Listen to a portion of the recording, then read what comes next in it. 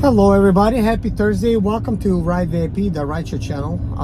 My name is Serge, and if you're coming back to my channel, thank you so much. If you have subscribed to this channel, thank you so much, because you're one of the people that made it possible for this channel to finally hit 1,000 subscribers. So guys, thank you so much for that. Last time I was making a video, we were not at 1,000 yet. I think we were short maybe like 6 more subscribers, but now we're slightly over. And that's quite an achievement. It's very hard to do, and the only people I have to thank is you guys. So anyways, this is Thursday, December 27th, I think, maybe 28th, I don't know. But anyways, doesn't matter, it's Thursday. This was gonna be the weekend when it's gonna be the fireworks and stuff, and I already put out a video that there was quests going on. I was not aware that the quests are gonna be not for everyone. I kind of thought that this is good. The quests are back and they were pretty nice. I think this is the best quest I've ever seen. I've never seen any quest that's actually any better than this. Also, if you guys keep up with this channel, you noticed I think it was on Tuesday I came home, which I posted a video Wednesday because I always work from Tuesday night to Wednesday morning. That's kind of like my shift. I do the night. It's kind of like from 6 p.m. to 6 a.m. But anyways, I had to come early for a couple of reasons. One of the reasons is that day just was not going good for me. Maybe the income was okay, but the day itself was just not going my way. And I had this gut feeling to get home anyways. But then a little bit later on, I had a feeling of having a cold. My body started feeling like very achy, like my bones and my fingers were like hurting and stuff. So I'm thinking, I don't know if I'm gonna start feeling worse, because I started getting like a slight headache. By the time I came home, because it took me like 1 hour to get home, I already had a major headache. So I had to pop like 3 pills instead of 2 of Tylenol, and shortly after I was okay.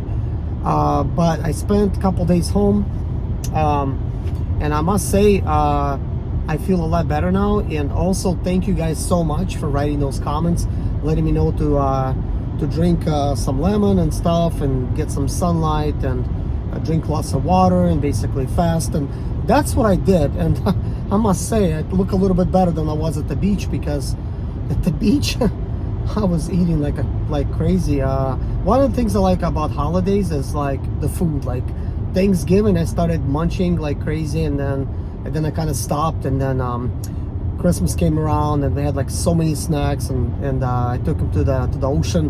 One thing, snacks and stuff like that, they will not do you any favors as far as looks go. You'll gain weight kind of quickly, and it will also cause you to age kind of quickly. So I think me getting sick for this couple days helped, because I did some fasting and barely ate anything. As a matter of fact, like, what did I even eat today? I don't even know. I probably did not even eat anything. Okay, never mind. I ate like a little, like a 1 egg or something. That's what I ate.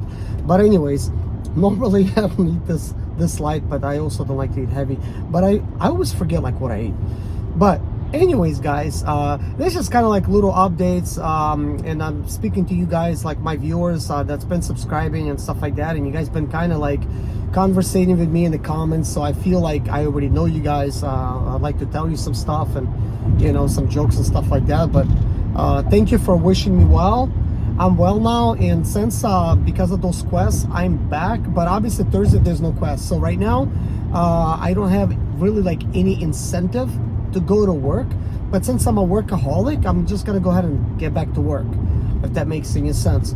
So I know initially I was going to have a plan where I was going to work just like every single day, like Monday through Friday, and just accept everything that Uber throws at me, with an exception.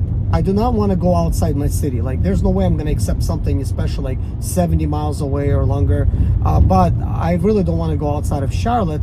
I mean, South Carolina is fine. Like, I would go to like Rock Hill and stuff, but I don't want to go to places like Concord area. I don't want to go to Gastonia. Like, I don't want to go like Lake Norman, like those type of areas. It's very hard to get any rides coming back from those areas.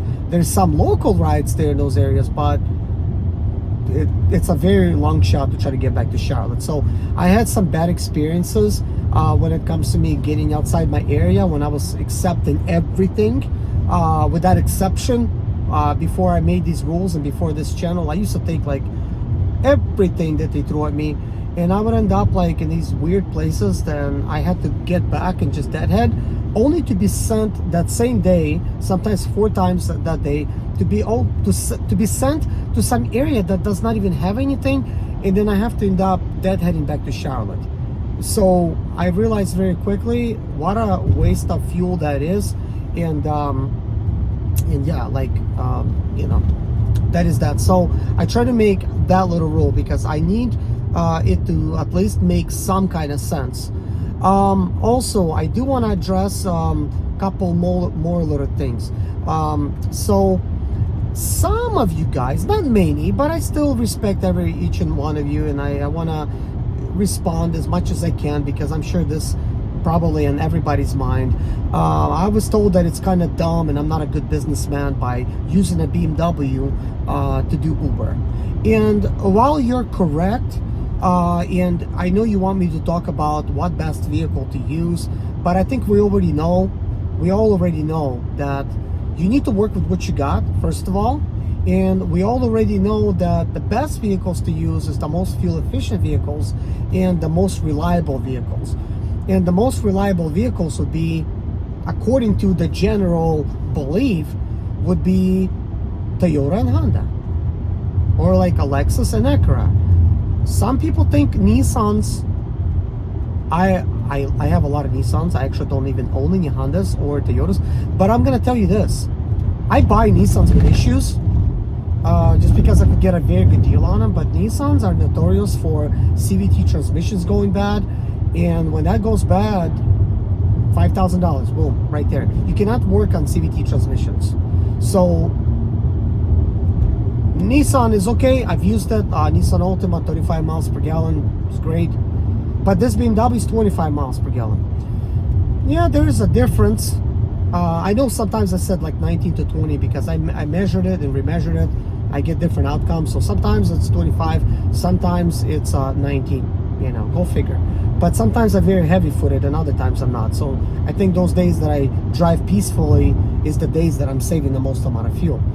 I know this might not be a big deal for many of you guys, but I think when it comes to working, there's also a fun factor.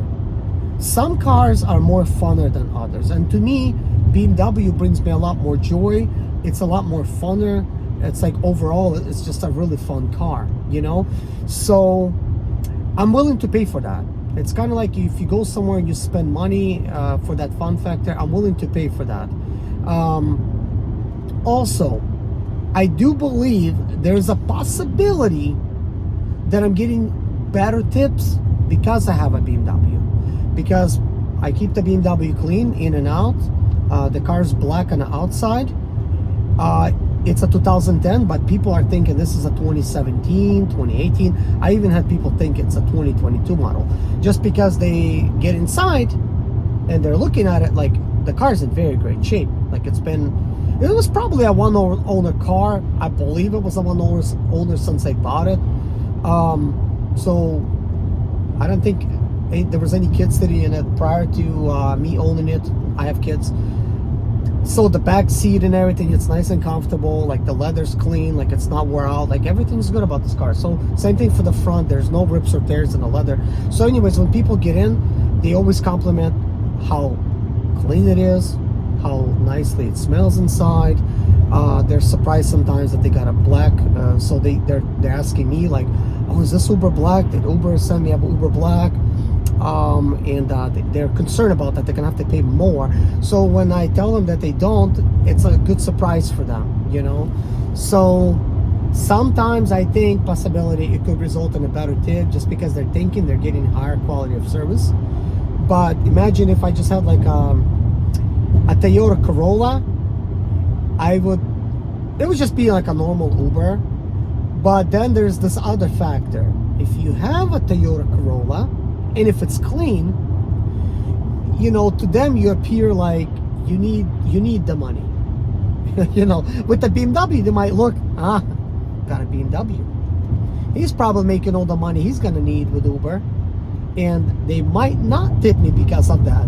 I heard of similar type of stuff with, like, actually from pizza delivery before even Uber. They were saying they would get this BMW that they could barely afford, and they get a second job delivering pizza so they could get tips, and people see them pulling up in a BMW and they say, oh, you must be doing pretty well. Yeah, I guess you really don't need this tip. Same thing results when you are a contractor and you pull up in a Mercedes to do like a contract. They look to you as, well, you're probably ripping them off because you're driving such a nice car, so you must be charging more for the work than it actually requires. And I'm talking about like contractors, like flooring contractors or like builders and stuff like that. So you might not actually get a contract. So the best case to do is just pull up in a cargo van, a van that you're going to be working, doing the work in. You don't want to really show off in anything impressive. And if your van looks a little bit crappy, I'm not saying like dirty, but maybe it's got a little rust, maybe you got a broken tailgate, it means you're probably not charging enough because you cannot even afford to fix some of those things, So it's kind of like a catch-22, It's like one thing is wrong and another thing's wrong, but ultimately you cannot go wrong with having a car that's the most fuel efficient and the most reliable, which I think would be a Toyota Corolla. Now, for the fun factor, I much rather, if I would go with Toyota, like, I would just get a 4-cylinder, if they still exist, Toyota Camry. That's what I would get, because especially if you get it in leather, they look really beautiful nowadays. It's not a majorly expensive car, but they look very expensive, and I think you're gonna get same experience, if not better, than a BMW with a Toyota. Because as a matter of fact, I had Toyota Camry before, and Toyota Camrys, they're very comfortable rides. I think they might even ride better than a BMW.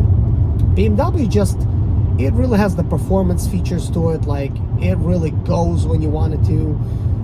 I mean, it is a inline six after all with a twin turbo. It really goes. So with a 4-cylinder, you're just trying to save money, so you're not going to be really excited about hitting your gas all the time, and I really hardly do it that much. But if I'm going off the off-ramp, like on a highway especially, I would have to hit it every once in a while. Because of the way that this engine is direct injected, it creates a lot of carbon buildup on the intake valves, and every 30,000 miles you have to keep them clean. So if you kind of give it some gas every once in a while on the highway, not to go like any speeds breaking the speed limit, but just from the start acceleration to the speed limit, it helps clean things up a little bit. And also your catalytic converters supposedly will last longer, because all that soot eventually ends up clogging your catalytic converters, and then ultimately you're just gonna need to replace the catalytic converters. Fortunately, I live in South Carolina. There's no state inspection here. If my catalytic converters would have went, I would not be worried too much. I would just upgrade it to some performance type of cats, and that would be the end of that. And usually the performance stuff costs a lot cheaper than the actual catalytic converters. Now, making sense of this whole thing, I think the ultimate car that you could use and make the most amount of money is those of you that's actually driving a van, not a SUV, but a van. And if you could get a hybrid van, let's say like a Chrysler Pacifica van, like a black one, I mean, those look very luxurious inside. You're gonna be basically making money same like as an Excel, while you're driving like a regular Toyota Corolla, like for the fuel economy, if not even better. I think some of those things are like 55 miles per gallon or something, if not more. I have not looked at the recent stuff. This video is not about that, but if anything, it would make a lot more sense to get a van instead of an SUV, in my opinion, because an SUV, first of all, is going to be not fuel efficient. Second of all, you're not going to be that busy with an SUV, so that means you're going to turn on regular Uber X, but yet it's going to be costing you like an SUV type of price. So I think a van, just all around van, just for the XL, I think is going to be the best. Plus, how many people you seen getting carjacked for their van?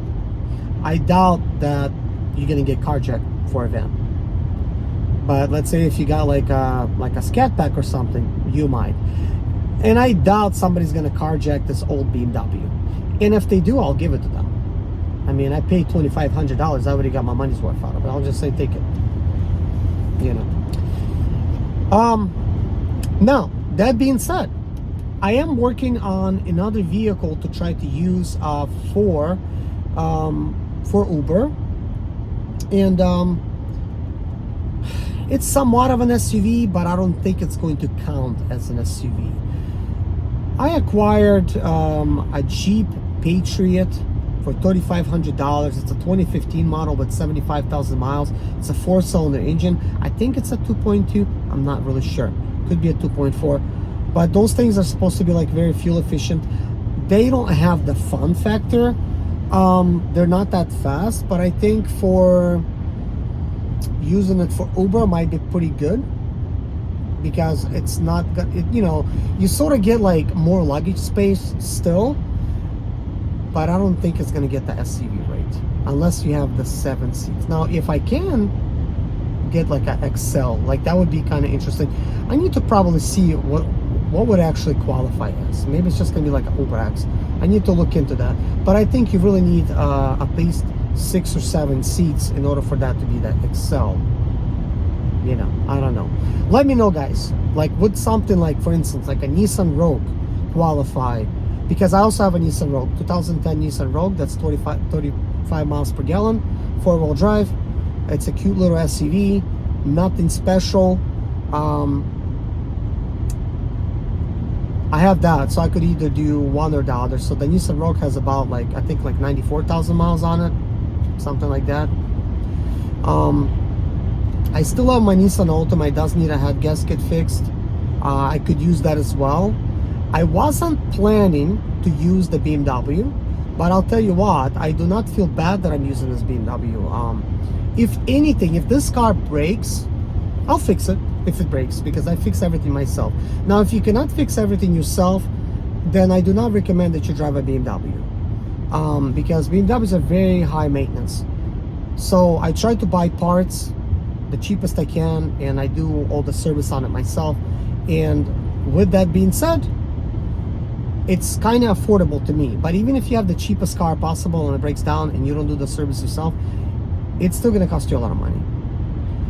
And another thing to mention, doesn't matter what kind of car you use, you could write off all the mileage and all the depreciation, because it kind of takes it into account. So I write off all the miles. So I also think doesn't matter really what I use. At the end of the year in taxes, I will write everything off and I'll be okay.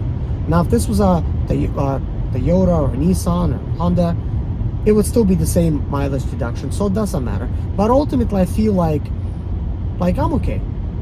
And if I need another car, I have other cars that I could hop to and, you know, use. But anyways, another thing I want to mention is diamond status. I was thinking about just doing like Monday to Friday, just letting Uber give me anything. I'm still considering, you know, taking like more rides than I normally do, mainly because within reason, because I've noticed by me just not accepting a lot of the, you know, like rides, it wasn't making things better for me. Like I wasted more time waiting for the appropriate ride, and ultimately in the amount of time that I worked, I made sometimes less money than I normally would. So I think getting the best possible ride versus how long it takes you to do it, I think that also counts. So would you rather sit and wait for the rides and make exactly what you want per mile, but it takes you longer, or just continuously work because your time's being wasted and just make whatever you're gonna make, you know, with that? Because ultimately I think it's gonna be about the same. And as a matter of fact, if you're not wasting any time, you might actually make a little bit more, because in that time you've taken more rides, possibly more tips, You know, that kind of thing. But do I think it's worth keeping diamond status with the way things are? I do not think so. I don't think there's enough benefit to really keep diamond status. I really wish that they would at least pay us $1 per mile, because with this economy, I mean, it's just getting harder and harder every day for most people to survive. I think we do deserve a raise. It needs to be $1 per mile. So Uber needs to take a cut. We need to get a raise, because everything's inflated right now. So that means we should be getting paid a little bit more, because we're taking on all of the burden and all the cost of doing business. So I do deserve, you know, feel that we all deserve to make more, at least $1, if not more, per mile. But I've been noticing it's been like 80 cents. Sometimes it's 40 cents. You know, it's kind of like one of those. So if I really look and it doesn't make sense and they're trying to give me 40, like, no, I'm not going to take it.